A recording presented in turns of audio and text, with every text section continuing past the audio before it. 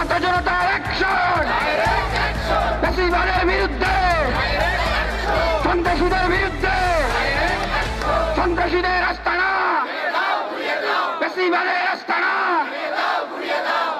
সংগ্রামী সাথী ও বন্ধুগণ, গতকালকে হামলার ঘটনা থেকে শুরু করে আজকে প্রায় 24 ঘন্টা হয়ে গিয়েছে।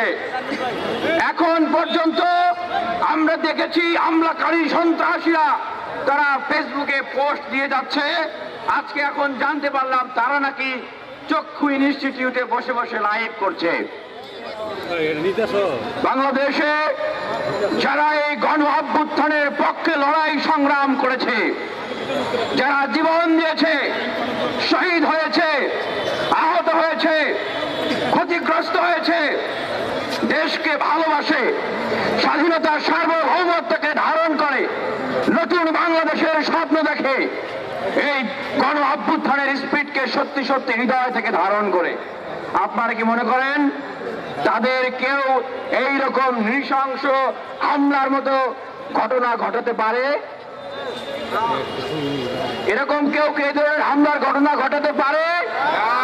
পারে না। সুতরাং হিসাব ক্লিয়ার, সূত্র ক্লিয়ার, ব্যাখ্যা ক্লিয়ার।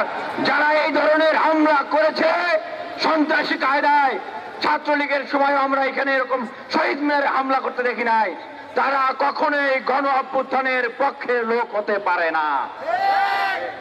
আমরা স্পষ্টভাবে বলে দিতে চাই, এই যে 626 জনকে ক্যান্টনমেন্টে আশ্রয় দেওয়া হয়েছিল তারা কোথায়? স্পষ্টভাবে বলতে চাই, এই যে ওবায়দুল কাদের 3 মাস 5 দিন বাংলাদেশে নিরাপদে থাকলো, তাকে নিরাপদে বাংলাদেশ পারি করে দিল, তারা কোথায়? তারা তো এই সরকারের ভিতরেই আছে নাকি? কোথায় আছে? এই সরকারের ভিতরেই। তার মানে বিপ্লবের মুখোশ পরে এবং এই রাষ্ট্রযন্ত্রের ভিতরে থেকে এই রাষ্ট্র বিরোধী অভ্যুত্থান বিরোধী কর্মকাণ্ডে যারা করছে তারা এই সরকারের ভিতরে আছে। ঠিক তারাই গতকালকে গণ অধিকার পরিষদের নেতা মুখপাত্র ফারুক আজান ভাইয়ের উপরে এখানে এই ধরনের আক্রমণ করেছে। এই হামলার উদ্দেশ্য সুস্পষ্ট। তারা হামলা করেছে বাংলাদেশে একটা ভাতৃঘাতী সংঘাত সহিংসতাকে তৈরি করার জন্য। বিপ্লব পরবর্তী বাংলাদেশে যে ঐক্য এবং সংহতি দরকার ছিল, সেই ঐক্য এবং সংহতিকে বিনষ্ট করে ফ্যাসিবাদের পুনরুত্থানের রাস্তাকে উন্মুক্ত করার জন্য তারা এগুলো করেছে। সংগ্রামী সাথী ও বন্ধুগণ, এখন পর্যন্ত তাদের কাউকে গ্রেফতার করা হয় নাই।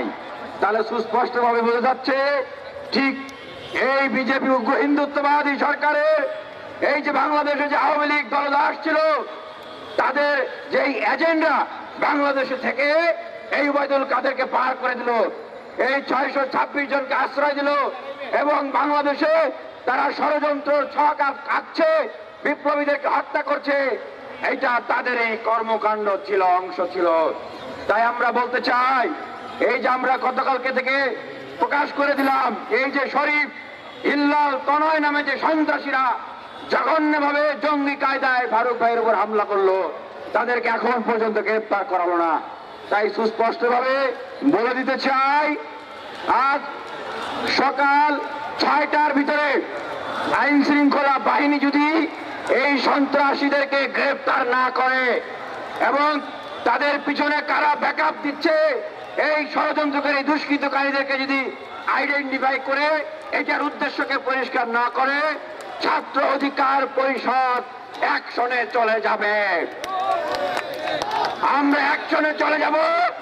তখন কিন্তু বলতে পারবেন না যে আমরা এই সরকারকে সম্মান করছি না, শ্রদ্ধা করছি না, এই সরকারের কথা আমরা শুনছি না, মানছি না। যখন আমার জীবনের নিরাপত্তায় আপনি দিতে